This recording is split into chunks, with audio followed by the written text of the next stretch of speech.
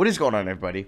How is everybody doing today? And welcome back here today to episode 2 of the Just Ballin podcast. We are a week into the NBA season, so we have a decent amount to cover today. But first, I'd like to say thank you for everybody's support on episode 1. Either if you listened on Spotify, Apple Podcasts, or YouTube, I'd just like to say thank you. Something new this week is if you are listening on YouTube, you will be able to see my face just as me talking. Maybe it'll make it a little bit more interesting on that platform. And obviously, if you're on Spotify or Apple Podcasts, you'll just be able to listen to me. So yeah, we have a decent amount to talk about because we finally have NBA games that matter. It was a fun first week in the regular season. I am recording this at 12:30 p.m. Eastern Standard Time on Sunday, so I won't take into account any Sunday games that happen after I finish recording this. So we are going to talk about from Tuesday to Saturday. We're going to talk about the Deandre Ayton news, games of the week, league leaders, stars of the week, and disappointments of the week, and just anything that precedes that. And I think for next week, for episode 3, I'm going to implement a mailbag for the end of the week where you guys can ask me questions, preferably on Twitter, twitter.com/MatthewNGeist, and I'll just post a tweet where it says ask me anything for my podcast, and you guys can be put on that. So yeah, we're going to start off with the Deandre Ayton news. Now, that was pretty shocking. Honestly, anybody getting suspended in the NBA is usually shocking, and he was suspended 25 games for the use of diuretics, which apparently they're a banned substance because they can mask performance enhancing drug use. Sorry, haven't said that before. Sources with knowledge of Ayton's testing told ESPN that follow-up testing on him showed no traces of other banned substances. So what I've heard about diuretics is what their main purpose is to hide other performance enhancing drugs like steroids, stuff like that. So that is good that it showed no traces of any other banned substances, but this is a huge disappointment for Ayton, Suns fans, just NBA fans. I know me, you guys know me. I was very high on Deandre Ayton this year. I expected a big sophomore year playing with Ricky Rubio, a better head coach in Monty Williams for his style of play, and this is really disappointing. He'll lose about $2.17 million over his 25-game suspension. Obviously, only 82 games in the year. That's more than a quarter of the year he will be missing. Suns had a big win on opening night against the Sacramento Kings, and they got hit with this news on Thursday. So that was pretty disappointing there. Yeah, it's just not what he could do. I think, obviously, maybe he will appeal. I know on ESPN's article by Adrian Wojnarowski, he said, I will continue to work with the NBA PA to go through arbitration and hopeful of a positive resolution. But yeah, either way, this is really disappointing. The Suns actually picked up a big win against the LA Clippers last night, so that was obviously huge, and they did it without Deandre Ayton. And yeah, the Suns actually had a pretty good start to the season. They ended up beating the Clippers by a score of 130 to 122. They are 2-1 on the season, which I think Suns fans will definitely take that. They did lose to the Denver Nuggets 108 to 107. So yeah, the Suns have been one of the more surprising teams in the first week of the NBA season. I think I know a lot of their fans would definitely take a 2-1 start, and they were very close to a 3-0 start. So yeah, pretty disappointing news there for Ayton, and I believe he won't be back, or he'll be coming back around Christmas time. So, yeah, that was obviously the first bombshell of the week. Now, we can talk about the games of the week. Now, games of the week aren't going to be the best games of the week. These are just going to be the games that I watched this week. I watched about, 3, 4, 5, 6, 7. I've watched 9 games this week. I unfortunately did lack, watching on Friday and Saturday, only watching 2 games between those spans. And obviously, there was a lot of good games there. But I watched Pelicans-Raptors, Lakers-Clippers, both opening night games. I watched 76ers versus Celtics, Knicks versus Spurs, Nuggets versus Blazers, and Pistons versus Pacers on night 2. And then I watched Bucks versus Rockets, Knicks versus Nets, and Knicks versus Celtics. So I'm going to particularly talk about these games. If you do want to see my live, notes on them, I do tweet them out at the end of the half and at the end of the game on my Twitter that I mentioned before, which you can find in the link of the YouTube description, or just go to Twitter and search Matthew and Geist, and I'll pop up.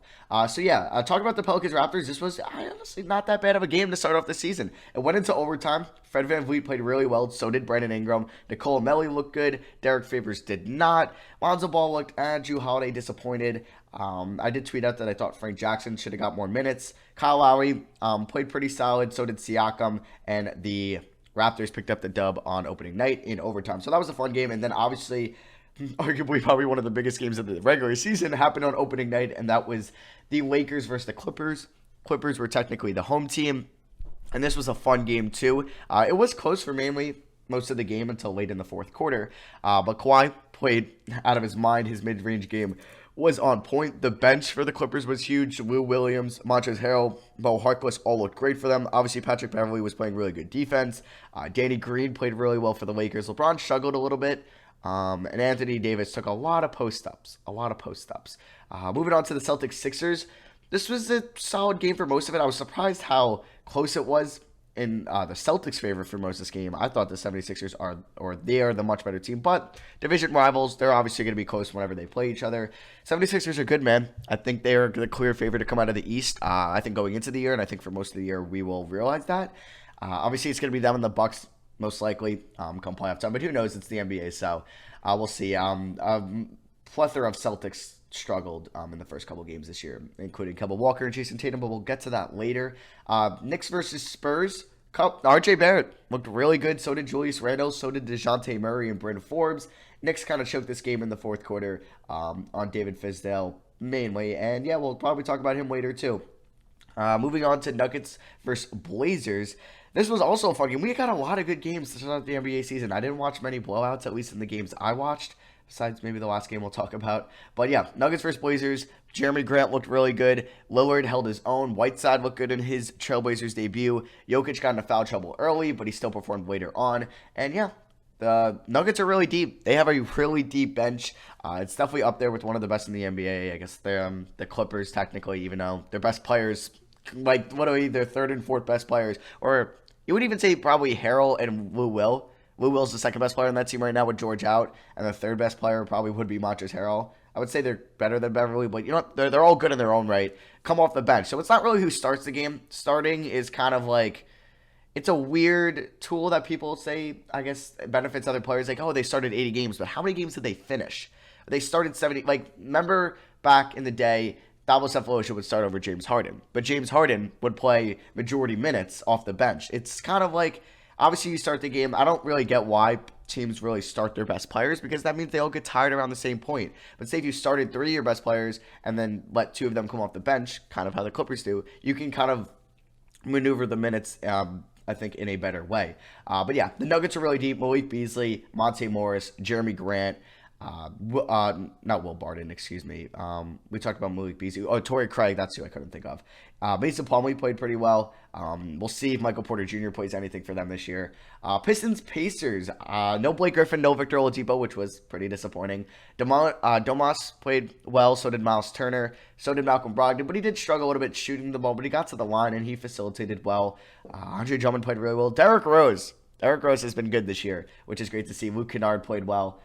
And the Pistons pulled it out on the road, which I actually thought the Pacers would win this game. Bucks versus Raptors, another road team winning. The Rockets were up by 16 going into the second half at home, and Giannis fouled out with around 5 minutes to go, and they still lost. Harden, Westbrook, and PJ Tucker combined 1 for 11. No, not PJ Tucker, excuse me. Eric Gordon, Westbrook, and Harden combined 1 for 3.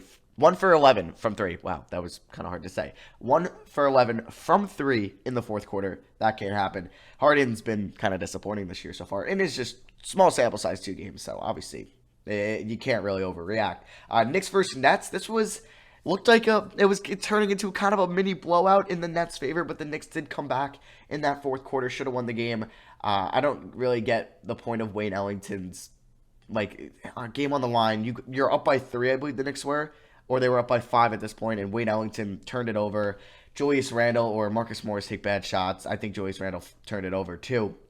And Kyrie Irving clutched it out for the Brooklyn Nets. Yeah, just David Fizdale has been pretty awful as a coach in these first 3 games. And then I watched Knicks versus Celtics. I actually turned it off in the fourth quarter because it got really bad. And same old story. Fizdale has been pretty garbage as a head coach, and there's no really way to butter that or just be nice about him. He's been bad. So yeah, we're going to talk about the stars of the week. These are just guys that I think played really well this week. Obviously, I'm not going to get to every player that played well, but I'm just going to talk about a couple that caught my eye, and that is, the first one we're going to talk about is Trae Young. Trae Young might be the best offensive player so far this season. Once again, small sample size. You really can't obviously make a take on that because he's only played 2 games, but he had, in his first game against Detroit, he scored 38 points on 52% field goal percentage.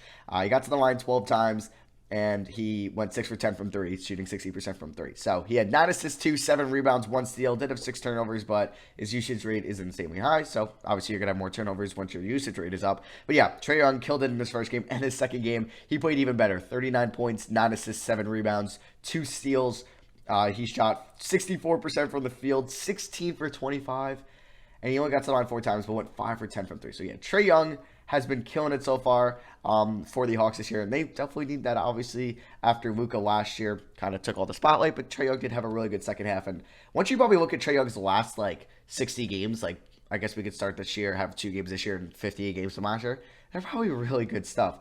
Next guy we're going to talk about is Kawhi Leonard. Now, I'm just using kind of Basketball Reference to talk about their stats. I don't really know these off the top of my head, but Kawhi Leonard averaging 26 points in his first 3 games. He's one of a couple teams that have played 3 games so far. But yeah, 30 points, 21, and 27 in his first 3 games. 52% from the field, 53, and then 47. His 3-point percentage hasn't been great, but he actually did shoot 3 for 6 in the loss against Phoenix. So yeah, that was pretty shocking. He's had 5 steals so far in the year, 2 blocks, 10 turnovers.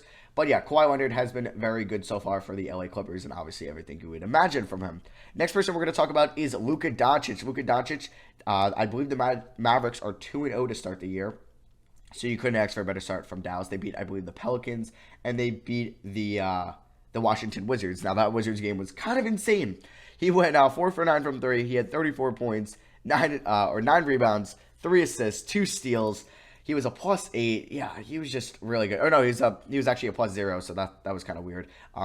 And then in game 2, he was a +12, 25 points, 10 assists, 10 rebounds. He had a triple-double in his second game of the year, 52% from the field. Yeah, Luka and Trae Young kind of been huge so far this year. 2 guys, obviously, from the 2018 draft that were 1 and 2 in Rookie of the Year voting. Next guy we're going to talk about is Kyrie Irving. Yeah, his game 1 of the season was one of the best of all time. He had 50 freaking points against the Minnesota Timberwolves at home. They did lose by 1 point, though. He had 7 assists, 8 rebounds. Yeah, he had 1 total win share off that game, which is really hard to do. It was half a win. So, yeah, it was half a win share, which is insanely hard to do off 1 game alone. And if they won, it probably would have been higher, obviously. His second game, he played pretty well against the Knicks. He did hit the closing shot. He did only shoot 42% from the field and 25 from 3. He ended with 26 points, 3 steals, and 5 assists. And we're going to talk about 3 more players now. Next one will be Donovan Mitchell, a third-year player this year who's had a very good first and second year in the NBA. He is averaging 23 points on the season so far. He's also played 3 games. They are 2-1. They did beat the OKC Thunder by 5. They lost to the Lakers by 9, and they beat the Kings by 32. Yeah, the Kings have been disappointments this year. We'll kind of go over their recap in a little bit. He had 32 points in his opening night, 24 and then 15. He was a +36 last night against the Kings. He only took 9 field goal attempts last night because he really didn't have to do much. But yeah, Mitchell has been pretty good so far for the Utah Jazz. Next guy is Brandon Ingram, who I actually tweeted about that he's going to benefit probably the most from the Zion injury. I don't think he was going to start prior, or he was, but it was just going to be a really weird fit. But yeah, he is killing it so far. He's averaging 27 points, 9 rebounds, 4 assists in his first 3 games. That puts him at a true shooting percentage of 62%. He's been killing it, Brandon Ingram. I feel like a lot of people haven't been talking about him enough. He was a -19, -11, and -1. So he hasn't been a positive box plus minus guy. But he had 35 points against the Rockets, 15 rebounds on 63% shooting. And he shot 4 for 7 from 3. He played 38 minutes in that game, and they did lose to the Rockets by 3. That was a fun game. And then the final guy we are going to talk about is Derrick Rose, who's been coming off the bench along with Luke Kennard for the Pistons, and I kind of like that because they've obviously been ending the games. He's been ending them over Reggie Jackson. So yeah, we can talk about Rose. He was a +5, -8, -3 in his first 2 games. He was big against that Indiana win. He had 18 points, 9 assists, 27 points and 3 assists in his second game, and he did have 31 points, 3 assists, 3 steals, 2 blocks in his third game. He shot 54% in game 1, 68 in game 2, and 66 in game 3. He's been playing about 25, 26 minutes a night. The Pistons are 1-2, though. Obviously, they are missing their best players. So let's move into the fourth, segment of the week, and that is going to be disappointments of the week. So yeah, I have some disappointments that we're going to talk about. So yeah, the disappointments of the week. The first one we're going to talk about is probably just a player that has been the worst on this list. He's just been really bad, and he either needs time on the he's going to be on the injury report, or he needs to go to the G League, and that is Dennis Smith Jr. Now, if you did see my tweet about him, he had probably one of the worst shots you could possibly take. He had a wide open 3 against Deandre Jordan, who was playing a good 5 feet off him. He was at probably the top of he was at the top of the 3-point line. Deandre Jordan was at the foul line, so we had plenty of space to take a wide open 3. He decided to pump fake. He decided to pump fake the wide open 3 to take a wide open 2. So if you guys know math, 3 points is more than 2 points. So if you're going to get a wide open 2 and a wide open 3, and you can shoot the 3, it's not like Dennis Smith Jr. is like Andre Drummond from out there. He can attempt a 3, and you'd be okay with it. And he chose the 2 and bricked the 2. I tweeted about it. I was screaming over a play before. It was in the first quarter, and I was just like, he needs to get benched after that. He needs to get put on either the injury report, or he needs to go to the G League. And if we're being realistic here, he needs to go to the G League, or, like I said, the injury report. He doesn't look fully healthy. It's all mental with him right now. The Knicks fans were actually booing him last night, which he felt bad for him, and then they were cheering, "We want Frank." Yeah, like, you feel bad for him, but he's been bad. And I don't get why David Fizdale continues to put him out there. Speaking of David Fizdale, he's my second disappointment in the week. He's been awful as a head coach this year. I don't know. After all the time he got through summer league, through preseason, he decided to start Alonzo Trier alongside RJ Barrett on opening night against the Spurs. It didn't work whatsoever. Didn't work at all. Put Elfrid Payton in. Elfrid Payton played a lot better and actually played really good in game 1. Elfrid Payton's been for the Knicks. I don't get why. He's not the greatest defender in the world. He's not the worst defender in the world. But when you're going up against guys like Kyrie Irving and Kemba Walker, you want a really good perimeter defender guarding them. And the Knicks' best perimeter defender is Frank Ntilikina, who's had a do not play. He's had a DNP in game 2. He played 4 minutes, I think, in game 1. And he played, I think, 20 seconds in game 3. Yeah, he's been on the bench. And it's not like, yeah, we know he's not a good offensive player. He's not a good offensive player. I believe my computer just went off, so sorry if you heard that. But he's a good defensive player. And David Fizdale, what pisses everybody off is he preached defense all over the summer, all summer long. We're going to go back to 90s Knicks. We're going to play great defense. And he has done zero to show that. It's frustrating. It's frustrating. He played 18 seconds in game 3 and 2 minutes and 54 seconds in game 1. Yeah, that's what he's done. But he's played Dennis Smith Jr., who doesn't play defense well at all. No, not at all. I don't think Dennis Smith Jr. has hit more than like 3 shots this year. We can pull up his shot chart from the first 3 games, or his game log at least, but it's not pretty. So in game 1 against the Spurs, he went 1 for 4, 0 for 4 against the Nets, and 0 for 3. So he's a measly 1 for 11 on the season. Yeah, 1 for 11. He was a negative 15 in 11 minutes last night for the Knicks. I was actually going to tweet this out, but I think I forgot to. It's kind of mind-blowing. So last night, the Knicks played the Boston Celtics, and they got blown out mainly in the second half. RJ Barrett played good, but yeah, he's been a pleasant surprise so far for the Knicks. I guess not really a surprise, but he's been good. The Knicks had 3 bench guys who had a greater minus in a box plus minus than minutes played.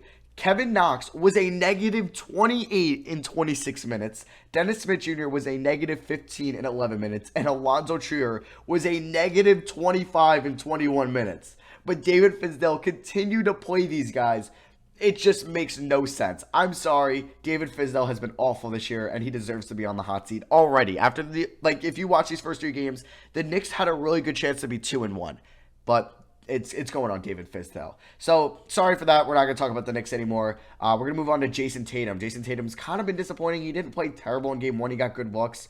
Shots just weren't falling. But yeah, he's been shooting a true shooting percentage to start the year of 46%, which, if you guys know, is not good at all. His, field goal attempts have been 22, 22, 17. He went 8 for 22 in game 1, which is a 36% field goal percentage. 8 for 22 in game 2 and 5 for 17 in game 3. Yeah, yes, he's been averaging 20 points a game, but it has not been efficient whatsoever. Next player we're going to talk about is another guy from the 2017 draft class, and that is Lauri Markkanen. I don't know why Jim Boylan chose to not really play him in the first half in game 3, I believe, of their season. He only played Oh no, he did play 30 minutes. Excuse me. I don't know why, but I thought he didn't play much in the first half of Game 3. But yeah, he didn't play. He's been pretty bad this year. In Game 1, though, he actually played well. Nah, that's a lie. Game 1, he played well. It's kind of Games 2 and 3 he's been disappointing. So he's not really at the top of this list on the disappointing players.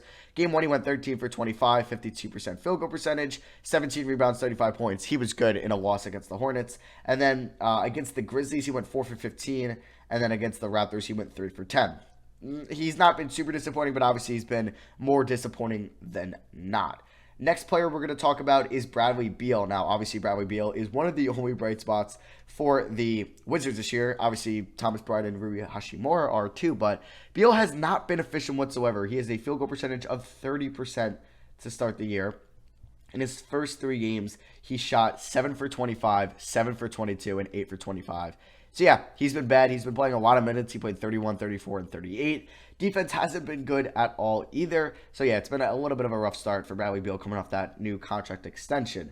Kemba Walker is the next player we're going to talk about now. He did play good in Game 3 against the Knicks, but doesn't everybody.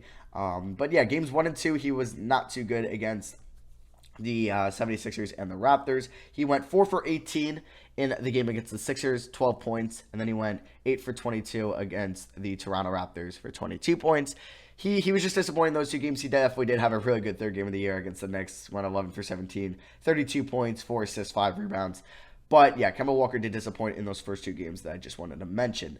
Now, James Harden has also been very disappointing, I would say, this year for the Rockets in their first 2 games. I believe they are playing today on Sunday. I could be wrong. But yeah, he has been a little bit disappointing for them. Actually, I'm wrong. They do not play today. But James Harden, yeah, he shot 2 for 13 in Game 1. The reason he had 19 points is because he went to the line 14 times and hit all his free throws. And in Game 2, he had 29 points, but went 8 for 29 from the field. He went 2 for 18 from 3. I didn't misquote that. He went 2 for 18 from 3 with an 11% 3-point percentage. Holy crap, that is so bad. But he went 11 for 12 from the line. He had 5 assists. He had 14 assists in Game 1, so I'll definitely give him credit for that. But yeah, Harden's been a little bit disappointing.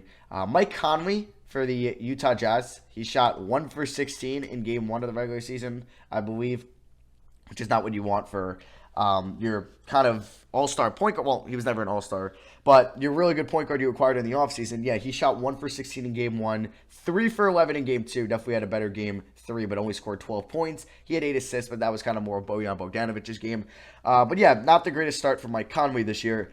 And then the last team we're going to talk about, or the last disappointment, is a team, and that's the Sacramento Kings. Kings started off the season 0-3. They lost to the Utah Jazz by 32 points. Yeah, they lost 113-81. They lost to the Trailblazers by 10, 112 to 122. And then they got blown out by the Suns on opening night, 124-95. So the last segment of today's podcast is going to be the league leaders. I'm just going to talk about kind of the league leaders of the season so far in many different statistics if you're curious. So Kyle Lowry has played the most minutes this year, along with his counterpartner backup member in Fred VanVleet. RJ Barrett's up there at 4, and Devin Booker's at number 3. Field goal attempts, Bradley Beal has taken the most at 72, but the person that has hit the most field goals is Brandon Ingram. Derrick Rose and Kawhi Leonard, 3 guys we talked about in the Stars of the Week, and Trae Young's there at 5. Siakam is in there at 4. He's been playing well so far. But yeah, RJ Barrett, he's been good so far this year. Devin Booker has actually led the league in assists so far, 25 on the season, 24 for Kawhi at number 2, and Bradley Beal at 3 with 23. So 3 non-point guards. Elfrid Payton and Jason Tatum have led the NBA in steals, and RJ Barrett at 3. I'm actually not going to lie, the Knicks defense hasn't awful in their starting lineup at least, but don't even want to talk about their bench. Donovan Mitchell is currently leading the NBA in offensive win shares with 0.6, along with Kat and Kyrie. Kat has been, actually, I should talk about Kat in Stars of the Week, because Karl-Anthony Towns has been amazing this year in his first 2 games. He had 36 and 37, 14 rebounds, and then 15, 8 assists, 4 steals in his second game of the year. Shot 50% in Game 1, 72% in Game 2. He shot 7 for 11 from 3 in Game 1 in the win against Brooklyn. And then they beat the Charlotte Hornets by 22 in his second game, where he shot 4 for 7 from 3. So if Karl-Anthony Towns is going to be, let's say he's above 42% from 3 this year, He's due for another monster year. He's due for another monster year. He shot from three last year at a 40% rate. If he could shoot like 44, 45 this year, the Timberwolves might be in playoff contention. So I actually did, or we are going to add a final segment to this week, and that is going to be an Ask Me Anything mailbag, where I do ask you guys on Twitter at twitter.com/MatthewNGeist questions for the week, and you could be mentioned at the end of the pod. So I just tweeted that out at 1 o'clock, so I'm going to let those sit for a little bit, and we'll get some questions to end this episode. Okay, so yeah, we're going to go into the mailbag portion of this podcast. We're going to answer 5 questions that you guys asked me on Twitter. If you guys want to be featured in the next podcast, just follow me on Twitter and know when I tweet out about the mailbag portion of the pod. So the first question is going to come in from the Cool30 on Twitter. He asks, can Pascal Siakam possibly make third or second team All-NBA this season? And my answer is yes. If we've gotten to know something off of the first couple games for the Raptors this year, Pascal Siakam is going to be the number one guy there no matter what. Yes, Kyle Lowry is obviously going to get his touches, so will Fred VanVleet. But Pascal Siakam is going to get his volume, his usage, 26 field goal attempts in Game 1, 22 in Game 2, 15 in Game 3. He's pretty efficient. He hasn't been the most efficient this year, but he's been good. But yeah, I think Pascal Siakam, and we haven't even talked about his defense. His defense is borderline. It's not elite, but it's honestly kind of there already. And this is his 4th year in the NBA, maybe 4th year in the NBA. He's 25. He did come into the NBA a little bit later. So, yeah, I think Pascal Siakam is definitely going to be in conversation for All-NBA third team and possibly All-NBA second team. First team will be hard with forwards like Giannis, Anthony Davis, Paul George when he's healthy, Kawhi, stuff like that. So, I think All-NBA second team he could definitely be in the convo for, but All-NBA third team, 100%. Next question is going to come from Michael and then a bunch of numbers. He goes, do you think DeJounte Murray could compete for most improved player, even though he didn't play last year? And I think 100%. Even if you look off his season 2 years ago, if he performed somewhat close to that or better, I definitely think he'll be in the combo. He averaged 8 points, about 6 rebounds, 3 assists on 44, 26, 70 splits 2 years ago. If he let's say he averages around 15 points a game, 14 points a game, 5 assists, 6 rebounds, definitely think he could be in the conversation for most improved player. And obviously, comeback player isn't a major award, but that's definitely a title you could give DeJounte Murray this year. He's averaging 18 points, 9 rebounds, 5 assists in a very small sample size of 2 games, though, but that's just a good sight to see. I just want to double check how many shot attempts he's gotten. 10 and 15 in the first 2 games. He played really good on defense against the Knicks. I didn't quite watch the Spurs Wizards game, but it looks like he played well, at least box shoot wise. So yeah, I definitely think DeJounte Murray could be in that combo. Joe Jalen on Twitter asks, how far do you think the Rockets will go if Harden and Westbrook experiment works out? Now, a lot of people actually think, I know Zach Lowe was one person advocating that, they think they'll look at James Harden trade offers come mid-season. They won't probably do anything, but they'll definitely throw his name out there. I don't know. If the experiment works out, I think it's finals or bust for them. But if it doesn't work out, then it's gonna be hard for them to get out of the first 2 rounds. Round 1 even in this loaded Western Conference. Russell Westbrook has played pretty well in his first 2 games, but if you watch him on offense, he doesn't do much off ball. When it's him and Harden out there, it's either him running the pick and roll and Harden sitting in the corner or on the side waiting for a pass or just not going to do anything on the play, or vice versa. It's Harden running a pick and roll or just taking a step back 3 and Westbrook not even moving. Westbrook, oh my God, did I just say Westbrook? I apologize. I meant Westbrook. Oh, that's really embarrassing that I said that. I didn't mean that in a hateful way to Westbrook. Oh, God. But yeah, Westbrook, he's played very well on defense too. His offensive numbers haven't been bad, I would say, but it's just he doesn't do much off ball. He played pretty well, actually played really well against the Pelicans. He had 28 points, 13 assists, 10 rebounds. He had a triple-double, 9 for 10 from the line, which is something people knock on Westbrook about is his free throw percentage. His defense has been good. So, you know what? I don't know. Actually, no, his free throw percentage has been fine. It's just the last 2 years, it's been a little bit shaky. But yeah, I think if it works, it's finals or bust. If it doesn't, it'll be tough for them to get out of the first 2 rounds. Ayo Mike Kun on Twitter goes, is Malcolm Brogdon going to be an all-star this year? Definitely possible. If Victor Oladipo doesn't come back till, let's say, December, he's going to get a lot of games as the number 1 guy. In another really small sample size, he's averaging 26 points and 10 assists. But him as a playmaker has been really good for them this year. I definitely think he will average around 10 assists this year. Obviously, not around 26 points a game, but yeah, I think there's definitely a chance he could go to the All-Star game this year because he is a very good defender as well, but obviously people vote on what you see on their offensive stat lines, unless you're Rudy Gobert, but Rudy Gobert got stumped last year, even though he was Defensive Player of the Year.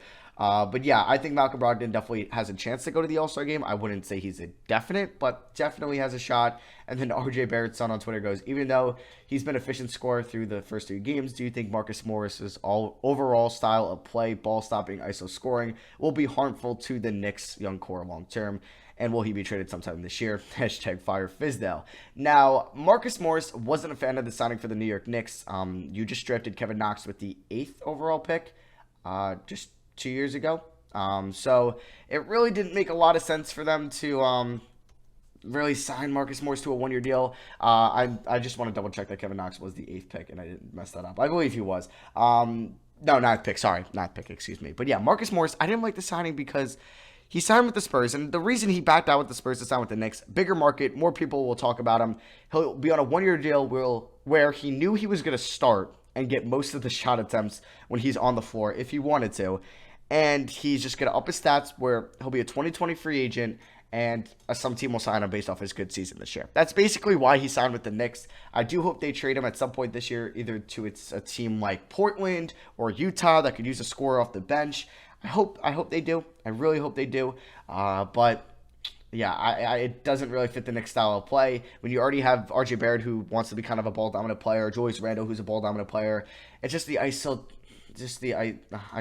is it's very frustrating to watch as a team that's supposed to be rebuilding is trotting out these type of guys that you shouldn't be starting in a rebuild. You just shouldn't be. Marcus Morris is a great player on a good team to come off the bench. If you're giving majority of your minutes, if he's playing top 3 in minutes on your team, you're not going to go anywhere. That's just what Marcus Morris is. That doesn't mean Marcus Morris is a bad player whatsoever. Marcus Morris is a fine player. He's a good bench scorer. He's a good maybe 5th option in the starting rotation. But he should not be your number 2 guy behind Julius Randle or even your number 3 guy behind Randle and RJ Barrett. He's taken 12 shot attempts a game. 12 shot attempts a game. I'm sure Kevin Knox is not taking 12 shots a game. Is Kevin Knox going to be in your long-term plans, or is it going to be Marcus Morris? Now, I don't think Kevin Knox is ever going to be a good starter just because his defense is atrocious, but he definitely could be a good spot-up shooter off the bench. But how is he going to develop into that when he's going to play 25 minutes a game and only getting about 8 shot attempts when Marcus Morris is getting more? But Marcus Morris is probably not going to be here next year. It's just frustrating. I think it starts with Steve Mills. I think Scott Perry's fine. I even think David Fizdale isn't really awful yet.